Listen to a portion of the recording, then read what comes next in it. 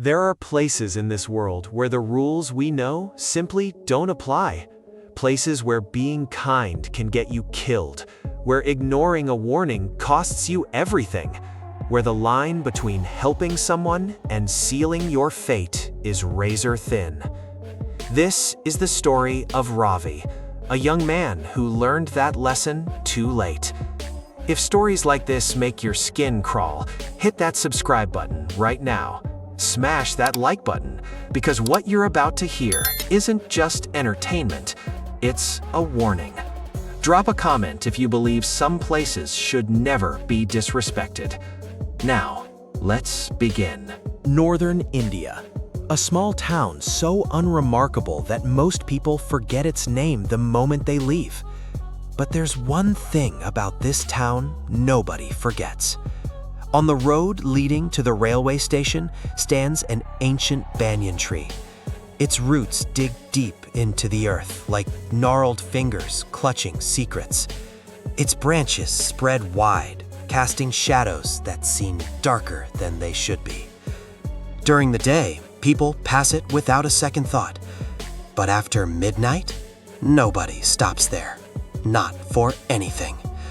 Ask the locals why, and they'll look away, change the subject, mutter something about old superstitions. But press them harder and you'll hear the truth.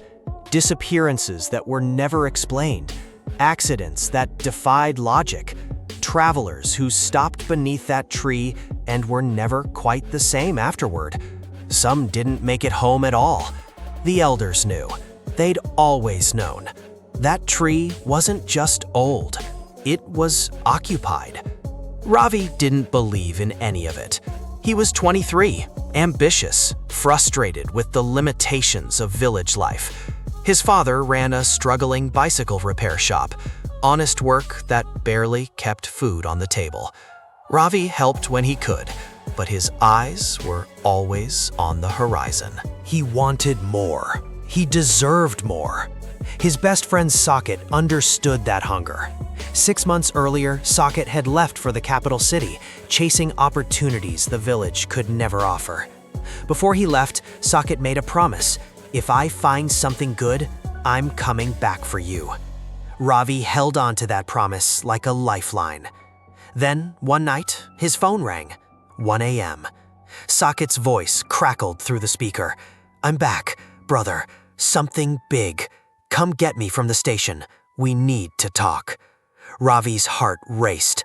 This was it, his way out. He grabbed his motorcycle keys. His mother's voice cut through the darkness. Ravi, wait! It's too late. Go in the morning.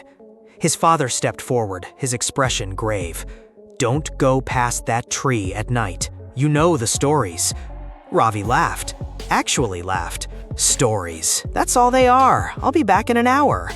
He didn't see the look his parents exchanged. The quiet resignation of people who'd seen this pattern before. Young, confident, and doomed. The road was empty. Cold wind whipped against Ravi's face as his motorcycle cut through the darkness. The village lights disappeared behind him, swallowed by the night. Then he saw it. Massive. Ancient, its twisted branches reaching toward the sky like 1,000 skeletal hands. And beneath it, an old man. He sat hunched on the ground, his body racked with violent coughs.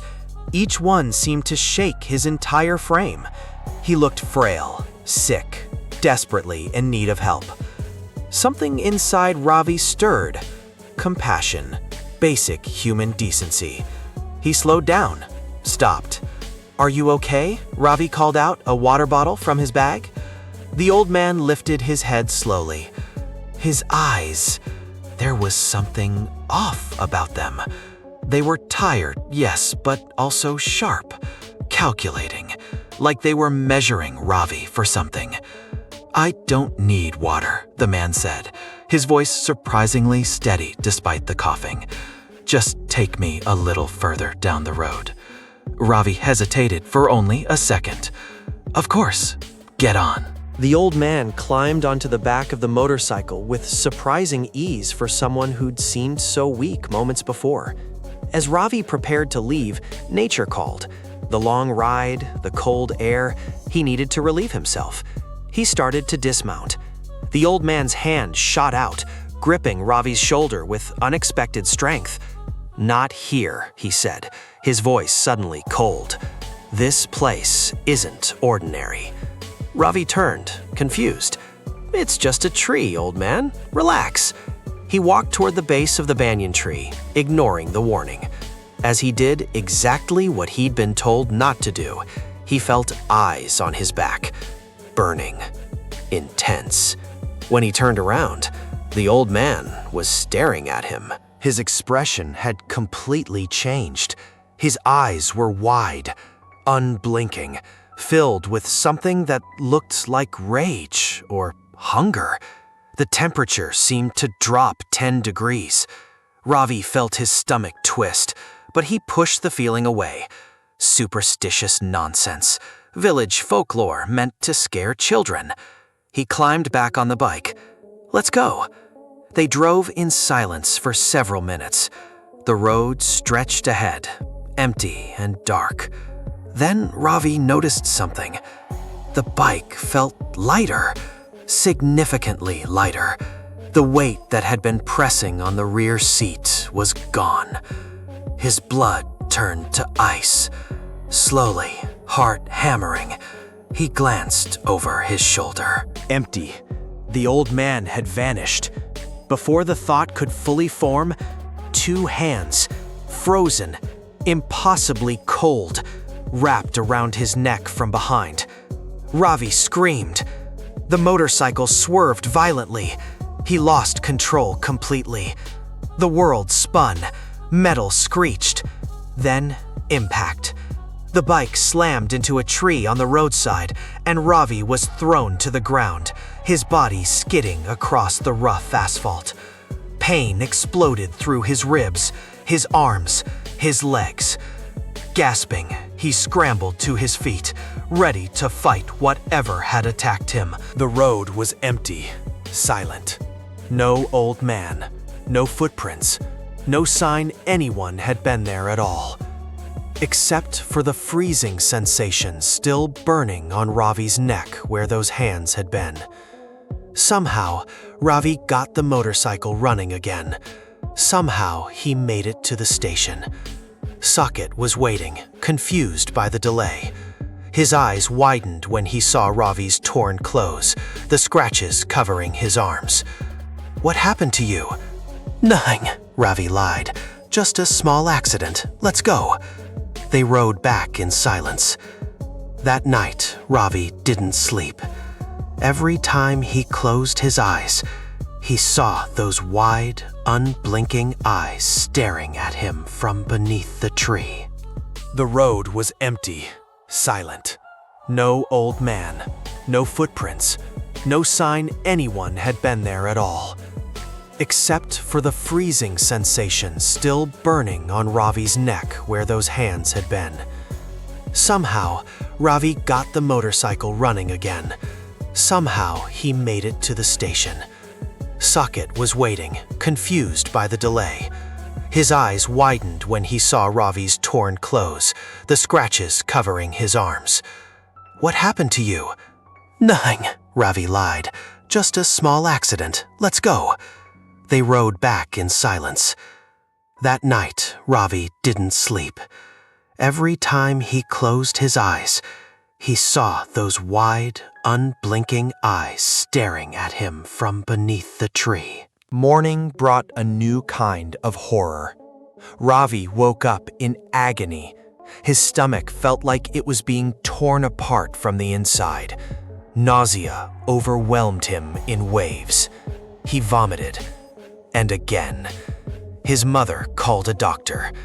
The doctor found nothing wrong. Traditional healers were summoned. They performed rituals, gave him herbs. Nothing worked. If anything, Ravi got worse.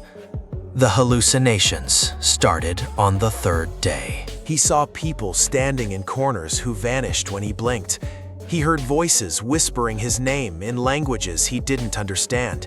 Sometimes he would speak in voices that weren't his own, deep, ancient, filled with malice. Sometimes he would scream until his throat bled. Sometimes he would stare at the wall for hours, completely motionless, not even blinking. His family was terrified. They took him to a hospital in the capital city. The best doctors, modern medicine. Ravi was admitted immediately. For 2 days, tests were run, scans, blood work, psychiatric evaluations. No answers. Then came the third night, 2 a.m. The hospital ward was quiet. Most patients were asleep. Then the screaming started. Ravi's body began to convulse violently, not like a seizure, like something was inside him, trying to get out, or trying to break him. Nurses ran, doctors sprinted down the hallway. Other patients woke, terrified by the sounds coming from Ravi's room.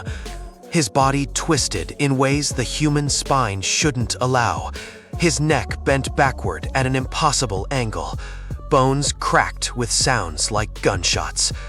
It was as if invisible hands were pulling him apart, piece by piece. The doctors tried to restrain him, tried to inject sedatives. Nothing worked. By the time they managed to stabilize his body, Ravi was gone. His eyes were open, but there was nothing behind them. No light, no life. Just emptiness. The official cause of death? Unexplained cardiac arrest. But every nurse and doctor who was in that room knew they'd witnessed something that medical science couldn't explain. Back in the village, the elders gathered. When they heard what had happened, they nodded slowly, sadly. They explained what the younger generation had forgotten. That tree wasn't haunted by a ghost. It was something older, something that had been there long before the town existed. A guardian, a keeper of ancient laws.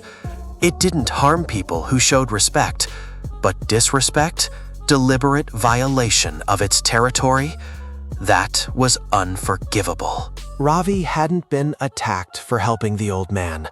He'd been punished for ignoring a warning, for crossing a line that should never be crossed, for treating sacred ground like it meant nothing. Today, everyone in that town knows the rules. Walk past the tree during the day? Fine. But at night, you lower your head. You whisper an apology if you must pass. You never, ever stop beneath its branches. And you certainly never disrespect the land it guards. Because in that town, everyone understands a truth the rest of the world has forgotten. Not every stranger is human. Not every place is ordinary. And some warnings aren't superstition. They're survival.